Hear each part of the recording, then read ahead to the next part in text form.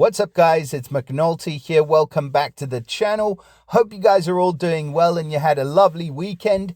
As you can see, it is Monday morning, and if you had a look at the quests, you can see that they have no Monster Island event. For the second time now, they have opened up the Monster Island portal and they have not given us an event to go alongside it.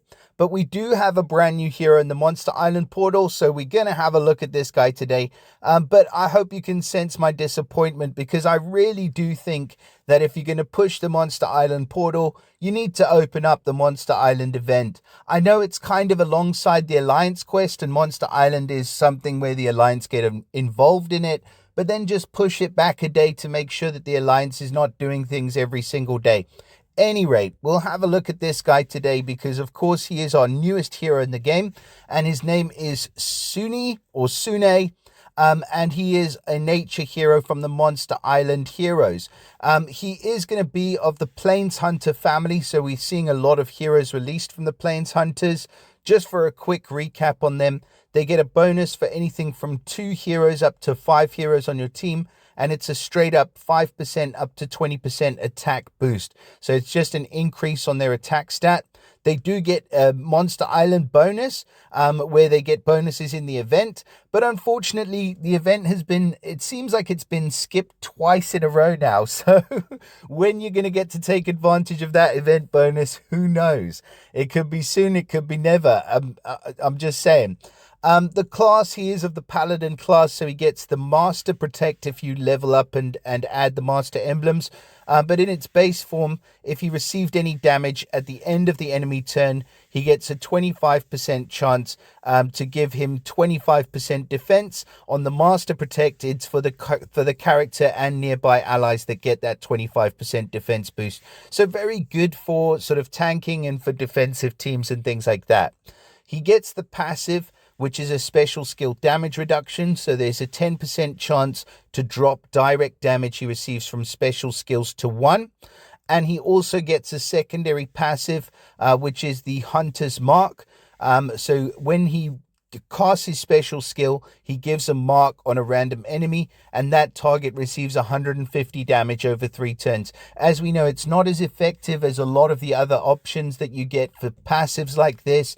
And this Hunter's Mark, it says, can stack on top of itself, but you never kind of get an advantage to where it actually does that, because it only lasts for 3 turns, so you need to be firing it off multiple times. Anywho, nothing really great about any of the passives, the class, the family bonus. There's nothing that sort of stands out for me so far. In terms of his ether talent, I do like the attack up on the ether talent. That is a good one. Gives him an extra 20% attack for 6 turns at the start of the battle, and that can stack on top of his family bonus, so you get an extra 25% attack if you've got 2 or more of the Jungle Hunter heroes, or the Plains Hunter family heroes, sorry. Anywho, in terms of the special, we want to have a look at that, but before we do, I think his art is weird. I think he just looks odd. Like, what is going on there? I really don't know what he's wearing on his head. I like the look of his sword, though. I think that's pretty cool. I feel like this guy wants to be like a minotaur or something, though. I feel like there's a bit missing from his body. Anyways, that being said, special skill time. So his special skill is called Primeval Glaive, and he's running at fast speed. Really nice. We like heroes that run at fast speed. Very, very high stats, very balanced stats across the board. So nearly 1100 attack, over 1000 defense, and over 2000 health. And at fast speed, he's going to be dealing 550% damage to the target.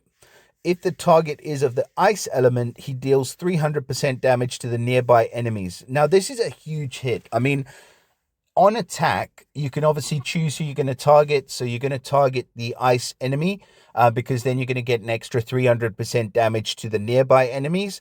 Obviously, it kind of sucks if the ice enemy's on the wing, because then you only get 300% damage to a single target next to him.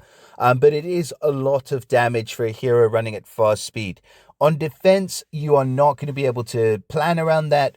he's not just going to trigger the ice ally. It would be a good idea if it did work that way, but it doesn't work that way. So on defense, he's not going to be as good on offense straight up. He then dispels buffs from the target and nearby enemies. So that is a good one, but it's not a priority dispel, so he's going to hit first. And then he reduces the mana of the target and nearby enemies by 15%, and a further 5% decrease per each removed status effect, up to 40% in total. Now, I think this is a really good... I mean, this kind of shouts to me that he wants to be a defensive hero because of that reduction, and it sort of scales off of how many buffs are dispelled, and that seems to me like something that you really want to plan around. But it is trying to beef him up as a defensive hero. Obviously, a mana cut is good, but there are heroes that do it with a much larger sort of amount and to the whole of the enemy team. So I would say where this guy shines is that he is running at fast speed. So for defense, that makes him a bit more relevant, but not anything special. He reduces, obviously we've done the reduction of mana, and then it's just extra damage against ice. So in a nutshell, I mean, this guy to me seems like a really awesome attacking hero. I'd like him for a green team.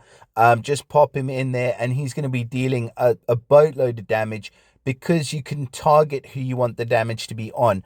But then the other kind of downside is that if your ice enemy that you want to target, because you're going to get the extra 300% damage, doesn't have buffs, and one of the other enemies happen to have buffs, then you're losing out on the decrease in the mana reduction, or the amount that he cuts the mana by.